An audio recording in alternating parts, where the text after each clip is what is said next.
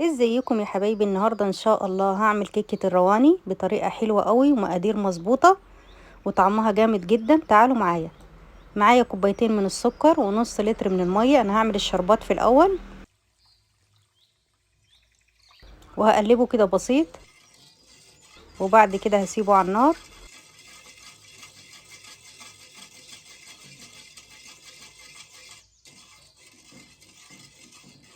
وهحط دلوقتي شريحتين من الليمون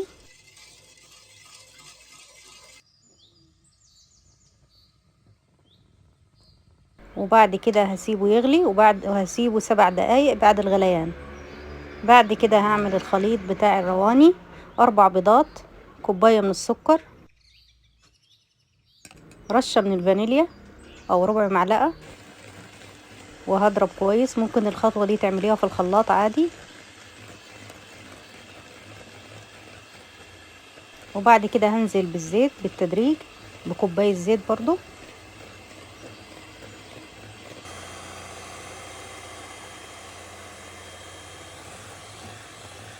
زي ما انتوا شايفين كده.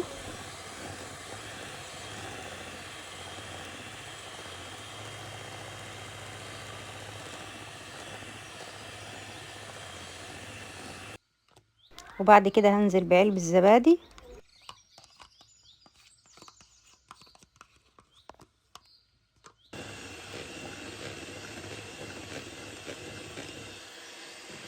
وهضرب عشان الخليط يبقى ناعم وهش.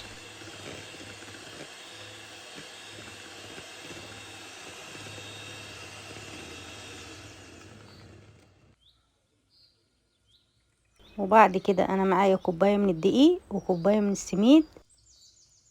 هنخل الدقيق دلوقتي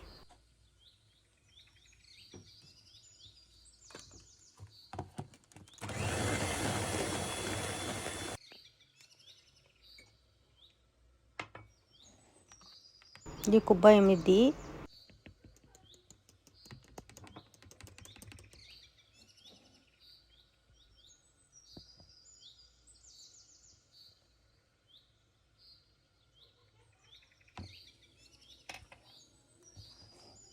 وبعد كده هضيف كوباية من السميد،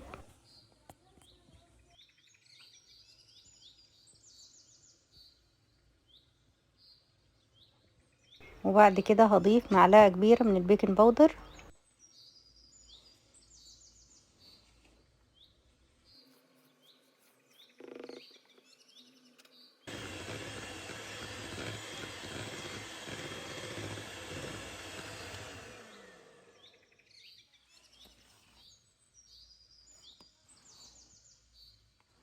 بعد كده خلاص جهزت معايا، مش بتاخد وقت خالص. بعد كده اكون انا مسخنه الفرن. دهن الصينيه كده بسمنه، وبعد كده هحطها في فرن على 175. هتاخد معاكي من 30 ل35. وبطلعها من الفرن بسيبها 3 دقايق ترتاح، وبعد كده بسقيها بالشربات البارد، الشربات دافي.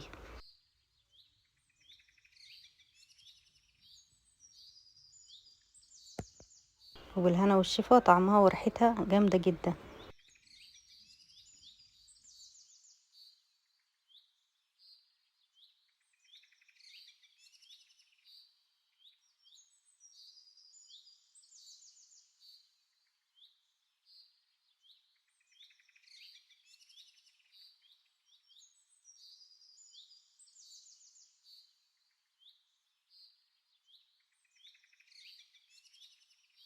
شايفين اللون والجمال؟ وهترشي كده يعني بسيط من جوز الهند عليها. عايزه تحط حط، مش عايزه خلاص.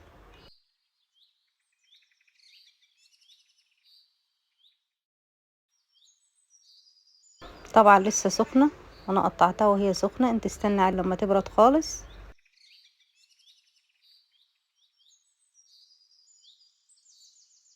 المفروض ما اقطعهاش وهي سخنه.